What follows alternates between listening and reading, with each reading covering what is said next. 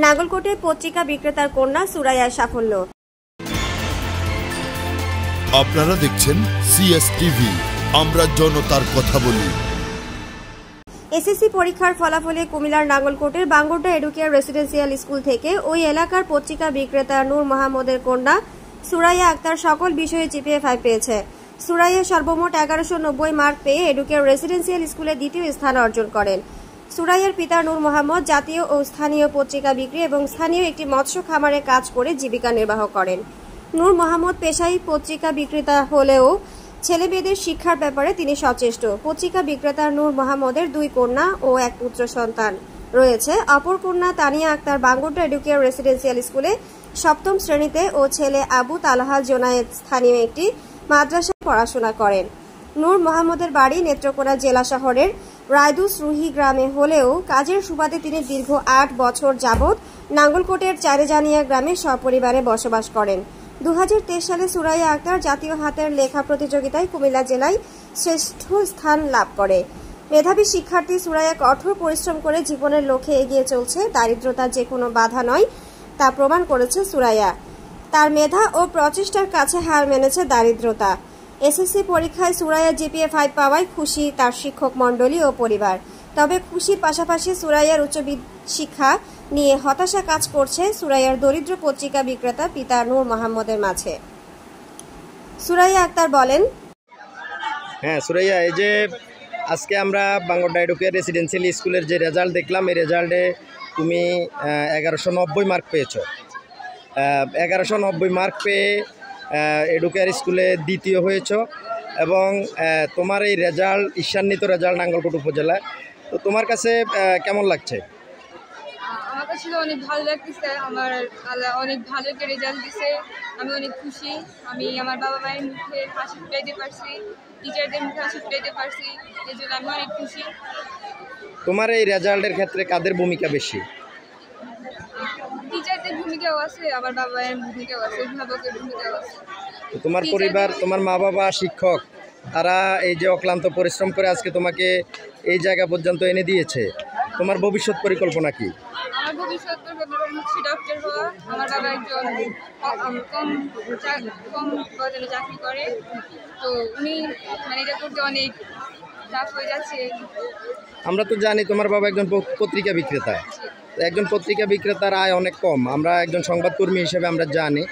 এই আয়ে তোমাদেরকে পড়াশোনা করানোর যে স্বপ্ন, অনেকের এই স্বপ্নই থাকে না। সেই জায়গা থেকে তোমার বাবা তোমাকে পড়াশোনা করাইছে এবং তুমি একটা উপজেলার মধ্যে শ্রেষ্ঠ শিক্ষার্থীদের মধ্যে নিজের নাম লেখাতে পেরেছ। এ ব্যাপারে বাবার জন্য কি বলবা? আমি তো আমার বাবাকে নিয়ে অনেক গর্বিত। আমার বাবা আমাকে এত কষ্ট করে পড়াচ্ছে।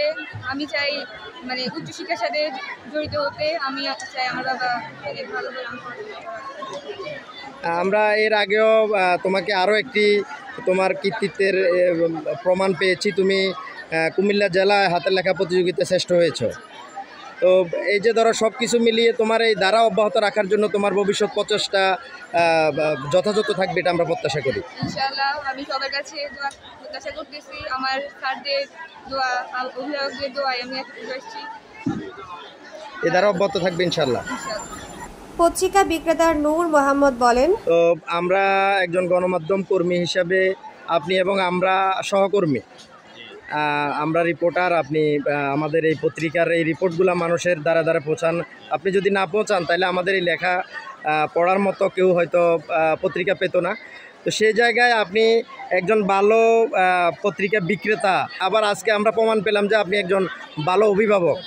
এই যে আপনার মেয়ে নাঙ্গলকোট উপজেলায় শ্রেষ্ঠদের মধ্যে নিজের নাম লিখিয়েছে, তো এই ব্যাপারে আপনার কাছে কেমন লাগছে একটু অনুভূতি জানতে চাই। গোল্ডেন প্লাস পাইছে, আমার জন্য খুবই খুশি, আনন্দ।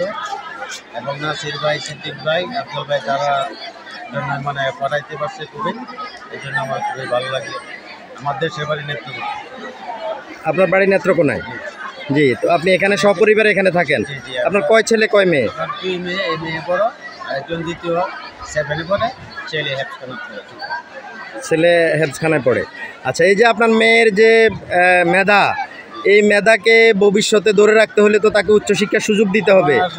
আল্লাহ যদি তৌফিক দেয় মানে আমি কাজ করি যেভাবেই হোক, কারণ দিনের পথে চলি এবং আমার রক্ত বিক্রি করতে হইলেও বিক্রি করে আমি পড়ানোর ইচ্ছা আছে। মানুষেরও দোয়া, মানুষের যদি একটু সহযোগিতা করে এবং পাশে থাকে সেই আমাদের। আচ্ছা, আপনার মেয়ের এই রেজাল্ট যখন প্রথম শুনেছেন তখন অনুভূতিটা কি হয়েছে একটু জানতে চাই। খুবই ভালো লাগছে, অনেক খুশি হয়েছে। তখন কি করতেছিলেন যখন এই খবরটা গেছে, তখন আপনি কি কাজ করতেছেন? গেছিলাম দেশের বাড়িতে, আমি ধান কাটছি। ধান কাটার পরে দেখি আমার মেয়ে রেজাল্ট দিছে গোল্ডেন প্লাস, তখনই আমি টিকিট কাটি বাসায়, তখনই আমি রাত্রে। আচ্ছা, ঠিক আছে।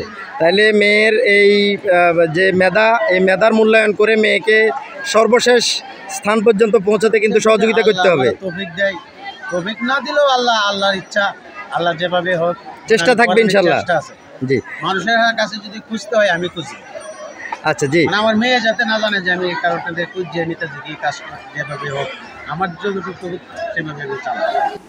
বাঙ্গুরটা এডুকেয়ার রেসিডেন্সিয়াল স্কুল শিক্ষক ও পরিচালক মাওলানা সাইফুদ্দিন বলেন, এডুকেয়ার পরিবারের পক্ষ থেকে আমরা এই ধরনের মেধাবৃত্তি শিক্ষার্থীদেরকে সর্বোচ্চ সাপোর্ট দিয়ে যাচ্ছি এবং ভবিষ্যতে দিব। এদের উচ্চশিক্ষার আসার জন্য যদি কোনো প্রয়োজন থাকে আমরা লজিক দিয়ে, অর্থনৈতিক দিয়ে আমরা সার্বিক সমস্যা চালিয়ে যাচ্ছি। আমাদের এই কার্যক্রম অব্যাহত আছে, অতীতে অনেকের মধ্যে আমাদের এই কার্যক্রমগুলো অব্যাহত ছিল, ভবিষ্যতে থাকবে ইনশাল্লাহ। তো যেহেতু সুরাই আমাদের স্কুল থেকে GP5 পেয়েছে, গোল্ডেন পেয়েছে, আমরা তার উজ্জ্বল ভবিষ্যৎ কামনা করতেছি। তার বাবার অক্লান্ত পরিশ্রম এবং মহান আল্লাহর রহমতে আশা করি ইনশাল্লাহ সে উচ্চশিক্ষা শিক্ষিত হতে পারবে, দেশ জাতির কল্যাণে বয়ে নিয়ে আসবে এবং ওনাদের কোনো অর্থনৈতিক বা যে কোনো সমস্যাও আমরা আমাদের পক্ষ থেকে আমরা সর্বোচ্চ প্রচেষ্টা চালিয়ে যাবো ইনশাল্লাহ। সবাইকে দোয়া করার জন্য আমাদের বিভিন্ন বুদ্ধিজীবী পরামর্শ দিয়ে যেন আমরা ভবিষ্যতে আরও উত্তরোত্তর রেজাল্ট শিক্ষার্থী রেজাল্ট আরও ভালো করতে পারে এই আশা কামনা করছি। আপনারা দেখছেন CS টিভি, আমরা জনতার কথা বলি।